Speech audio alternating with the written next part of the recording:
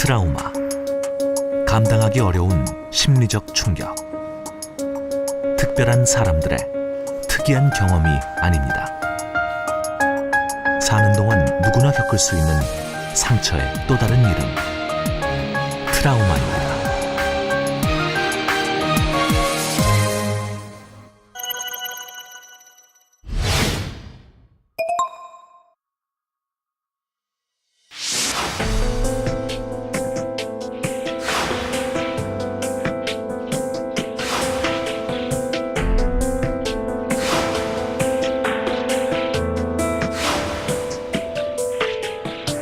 예기치 못한 재난과 전쟁, 대형 사건, 사고들, 가정폭력, 성폭력, 아동학대, 따돌림, 실질, 가족의 죽음 등에 이르기까지 개인의 삶에서 경험할 수 있는 정신적인 외상을 우리는 흔히 트라우마라 부릅니다.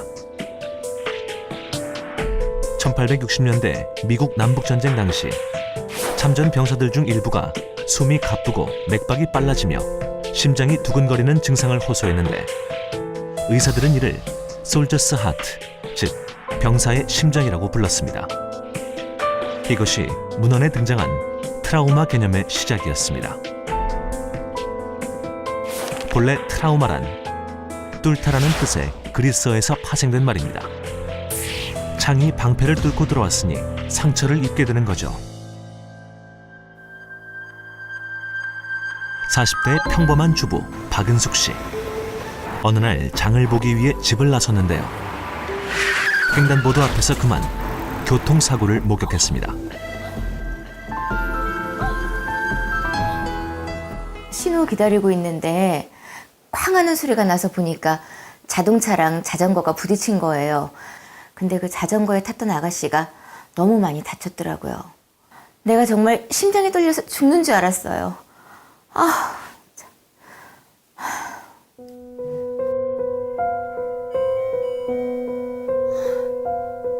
그날 이후 박은숙 씨의 일상은 달라졌습니다. 시도 때도 없이 놀라고 교통사고 장면이 계속 떠올라 불면과 우울감에 시달렸습니다. 또한 차에 대한 공포가 생겨 먼 길도 걸어가야 했고 얼마 뒤엔 아예 집 밖을 나가지 않게 됐죠. 진단을 받고 나서야 이 모든 것이 트라우마 증상이라는 사실을 알게 됐습니다. 꿈에도 트라우마 때문일 거라고는 생각조차 못했어요. 내가 교통사고를 당한 것도 아니고 그저 목격자였을 뿐인데 트라우마가 생겼다니 내가 뭐 제대로 몰랐나? 그런 거를 그때 알게 됐죠.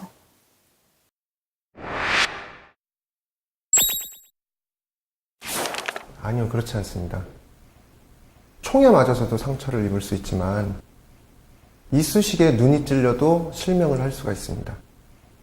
트라우마를 입는다는 것은 그 사건이 얼마나 큰지 꼭 그것과 연관되지는 않습니다. 약해서 그런 게 아니에요. 바늘에 찔리면 다 피가 나요. 내가 슈퍼맨이 아닌 이상은 바늘에 찔리면 누구나 피가 납니다. 트라우마는 결코 약해서 생기는 게 아니고 정상적인 사람이라면 겪는 게 트라우마고요. 여전히 이건 시간 지나면 낫는 거야. 이건 정신력으로 버티는 거야. 네가 정신이 나약해서 그렇지 마음만 굳세게 먹으면 충분히 극복할 수 있는 거야 라는 말을 정말 많이 합니다. 3도 화상을 입었는데 야 이거 된장 바르면 나 라고 말하는 거랑 똑같아요. 살아가면서 상처를 입지 않고 사는 사람 거의 없을 겁니다. 우리는 인생 속에서 어떻게든 몸의 상처가 됐든 마음의 상처가 됐든 상처를 입습니다. 인생을 살아가면서 트라우마를 겪을 수 있는 가능성을 전부 다 가지고 있습니다.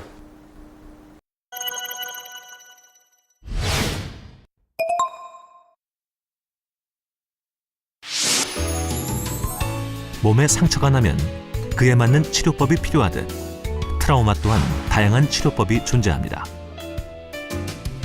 먼저 감정에 초점을 맞춘 치료법이 있습니다.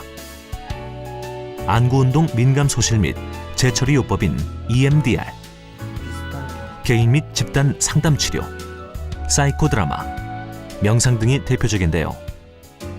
이 치료법들은 마음속에 억눌려 있는 고통스러운 기억들을 의식의 수면 위로 떠오르게 한 뒤 그 기억에 붙어있는 고통스러운 감정들을 털어냄으로써 좀 더 견디기 편안한 상태로 만들어주는 효과가 있습니다.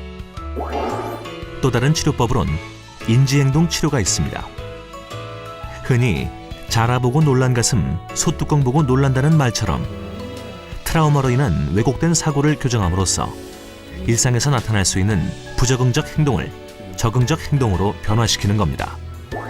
그리고 트라우마로 인해 발생한 여러 가지 신체적, 정신적 증상을 경감시켜주는 바이오 피드백, 뉴로 피드백, 약물 치료 등의 치료법이 있습니다. 트라우마 치료에 있어 무엇보다 중요한 것은 전문가의 도움을 받아 올바르게 진단하고 환자에게 맞는 적절한 치료를 받는 것입니다. 트라우마는 스스로 자연스럽게 회복되는 경우도 있습니다. 하지만 시간이 지나도 어느 정도 경과가 됐는데도 불구하고 회복되지 않는 경우라면 본인 혼자의 힘으로 감당하고 회복할 수 없는 경우가 많이 있게 됩니다. 그렇게 해서 사실은 트라우마 자체가 시간이 됐는데도 회복이 되지 않고 있다면 혼자서 감당할 수 없는 규모라고 할 수 있을 것 같습니다. 그 정도가 된다고 하면 반드시 정신건강의학과 의사 같은 전문가를 찾으셔서 내가 트라우마를 얼마나 입었는지, 마음의 상처가 얼마나 되었는지 꼭 알아보시고 제대로 회복하는 전문가의 도움을 받을 수 있도록 하시는 것이 좋을 것 같습니다.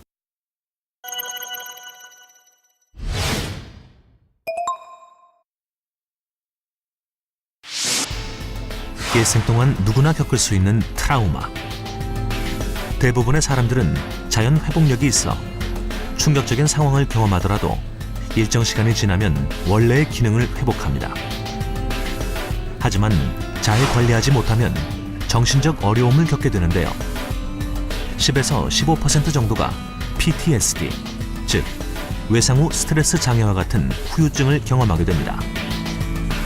이는 트라우마를 입었을 때 정상적인 반응으로 나타나는 불안과 우울 같은 증상들이 시간이 흘러도 사라지지 않고 비정상적으로 지속되어 생활에 불편을 끼치는 상태를 말합니다.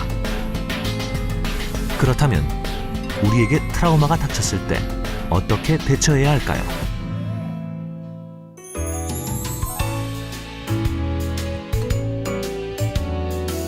왜 이런 일이 나에게 생겼는지에 대한 생각을 멈추고 사건이 발생했음을 그대로 받아들이세요.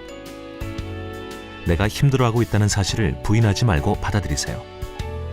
내가 힘들어하는 이유는 그럴 만한 사건이 일어났기 때문입니다.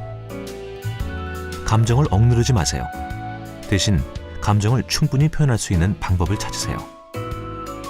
누군가에게 이야기하는 것이 불편하다면 일기를 쓰듯이 내 마음과 생각을 적어보세요. 적절한 휴식, 일상적인 운동과 균형 잡힌 식사를 통해 평소의 생활 리듬을 유지하세요. 술, 커피, 담배는 중독으로 이어질 수 있습니다. 충격적인 사고를 겪은 직후라면 이사나 이직 같은 큰 결정은 잠시 뒤로 미뤄두세요. 필요하다면 전문가에게 도움을 요청하세요. 실제로 트라우마를 입었다고 하면은 많은 분들이 아무것도 하지 마라, 넌 좀 쉬어라, 너 얼마나 힘들겠니 하면서 뭐 학교도 못 가게 한다든지 직장도 못 가게 한다든지 뭐 그런 수가 많이 있습니다. 하지만 사실은 트라우마의 본질은 삶의 현장에서 회복하시는 거거든요. 그래서 정말 힘들더라도 사실은 원래 있던 일상으로 돌아가셔서 복귀하셔서 그 자리에서 자기의 삶을 찾아가면서 회복을 하는 것이 원칙이기 때문에 지나친 회피는 트라우마를 회복하는 데서 좋지 않다고 볼 수 있겠습니다. 만약 내가 아닌 친구나 가족이 고통스러운 일을 당했다면 어떤 도움을 주어야 할까요?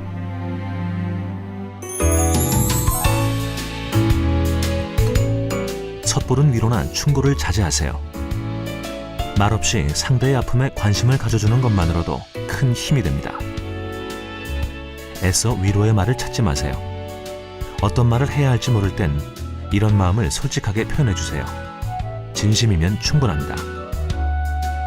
상대가 말하고 싶어 한다면 들어주고, 말을 하지 않으려 한다면 굳이 무리해서 말을 시키지 마세요.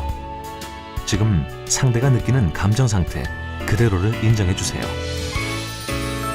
감정을 표현할 수 있는 안전한 대상과 장소를 마련해 주세요. 화를 내는 것은 자연스러운 반응입니다. 이해하고 받아주세요. 사소한 것이라도 회복을 위한 노력을 응원해 주세요. 일상생활을 유지하도록 도와주세요. 실제로 트라우마는 정말 사람이 살면서 가장 겪고 감당하기가 어려운 일입니다. 우리 가족이 그런 트라우마를 겪었을 때 사실 우리가 해줄 수 있는 것은 많이 없지만 그래도 옆에서 지켜주고 그 사람이 트라우마로부터 온전히 회복할 수 있도록 기다려주고 위로해주고 상당히 어렵다는 것을 좀 알아주고요. 혼자서 감당하기 어려울 때는 전문가를 찾을 수 있도록 안내를 좀 해주고 그러면서도 긴 시간 동안 그 트라우마의 회복 과정 동안 사랑으로 지켜주는 것들이 가족이 할 일이라고 생각합니다. 세상에 상처 없는 사람은 없습니다. 심리적 상처, 트라우마도 마찬가지입니다. 마음을 열고 고통을 받아들이고 지혜롭게 이겨낸다면 외상후 장애는 외상후 성장으로 거듭날 것입니다. 상처지만 스스로를 치유할 수 있는 마음의 힘, 트라우마입니다.